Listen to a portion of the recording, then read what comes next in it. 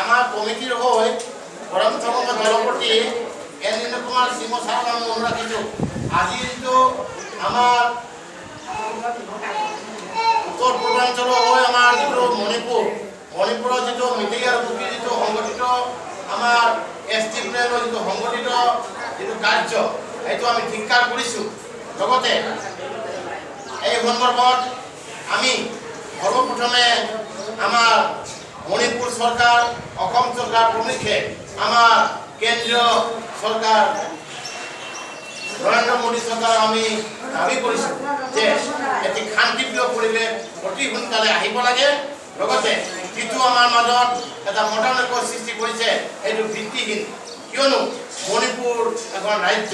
এই ৰাজ্যত বসবাস কৰা সকলোবোৰ জাতি ধৰ্ম বৰ্ণ নিৰ্বিশেষে সম অধিকাৰ আছে আমি মণিপুরের যে রাজ্য এইটো আমার এসটি প্লেন পাব লাগে এই সন্দর্ভত আজি আমি বুঝাই আপোন পরমলেন মারু এপিএম যিটো জানে যিটো রাজ্যিক সংগঠন এই সংগঠনের হেড অফিস বুঝাই নতুন কথা রিমা কেটেলা আমি কমপ্লেক্সত আমি যিটো প্রোগ্রাম কৰিছো আমি প্ৰথমে সকলোকে অসমবাসী ভাৰতবাসী মণিপুৰী চিনা আৰু লাইভ উত্তমকো আছে কইনা পাঁচৰ বছৰ আছে মাই পাকৱা কোনোমতে বাবা ইনতাপা হৈছে নহয় না আমি প্ৰথমে আমাৰ দলপতি মনৰ যে ক্ষেত্ৰত দুই এটা মন্তব্য ৰাখিব লাগে লগতে মই সকলোকে নমস্কাৰ জনাইছোঁ যোৱা 2 মাৰ্চ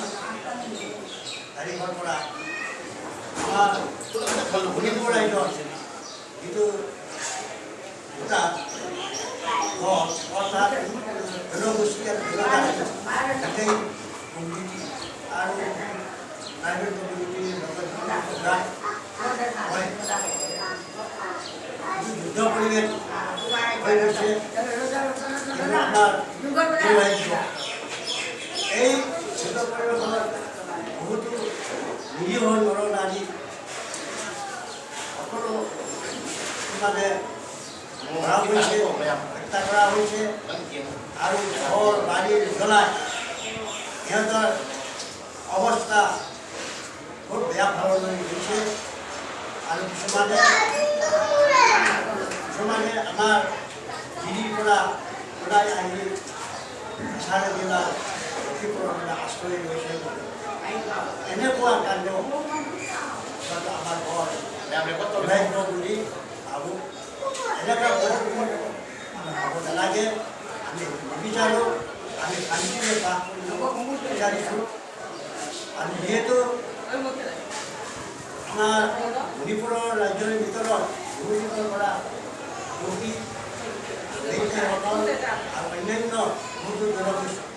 জনজাতি জনগোষ্ঠী আছে আমি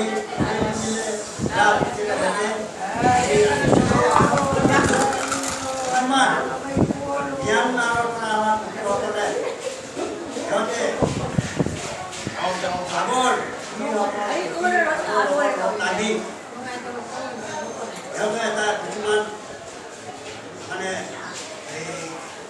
সিহঁতৰ যিটো স্বখাই আৰু ৰাজ্য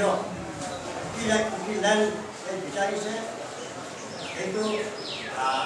মই বেআইনী বুলি ভাবিছোঁ আৰু মই ভাবোঁ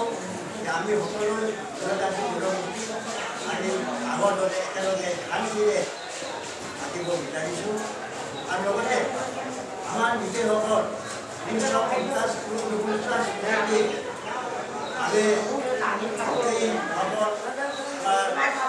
ট্ৰাইবেল জনজাতি এতিয়া নেকি 21 ছেপ্টেম্বৰ 1950 চনৰ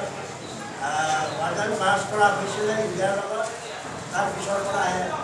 আমি এই ট্ৰাইবেল যিটোৰ পৰা আমি ঠাই দিয়া হৈছিল আৰু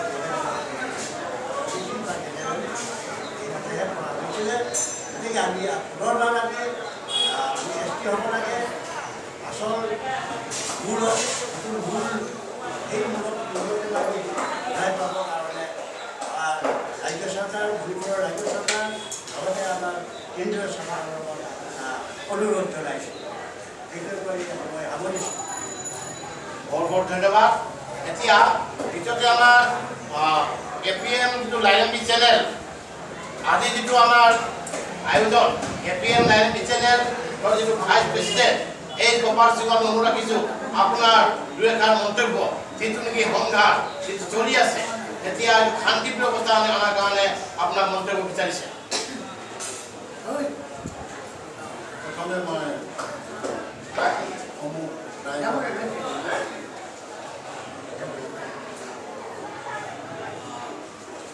অভিনন্দন জনাইছোঁ।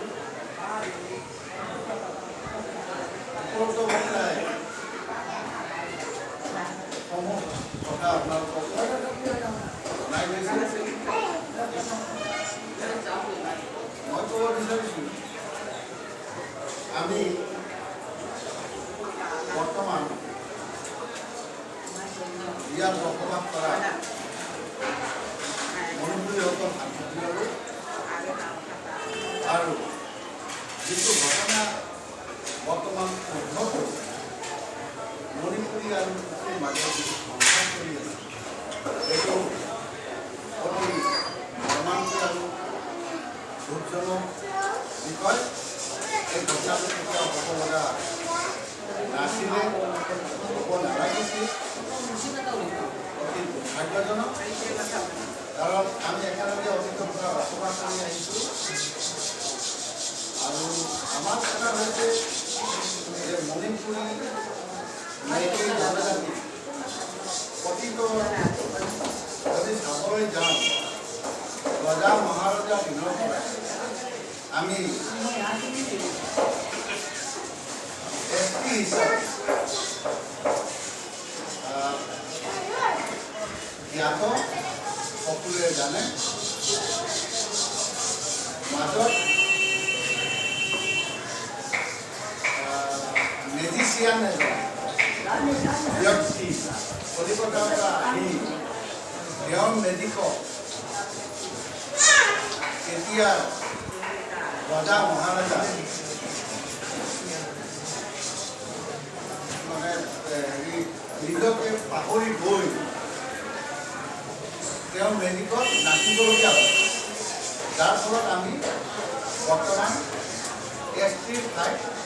জনজাতি হিচাপে স্বীকৃত হৈছোঁ। আমি আমাৰ অতীতৰ যদি কাহিনী লৈ যাওঁ তেতিয়াহ'লে আমি বৰ্তমান যিটো মণিপুৰীসকলে যিটো ডিমাণ্ড কৰি আছে এইটো প্ৰাপ্য আমি বুজাই এতিয়া নতুন কৰ্মীৰ পৰা কোনে চাপৰ্ট জনাইছোঁ।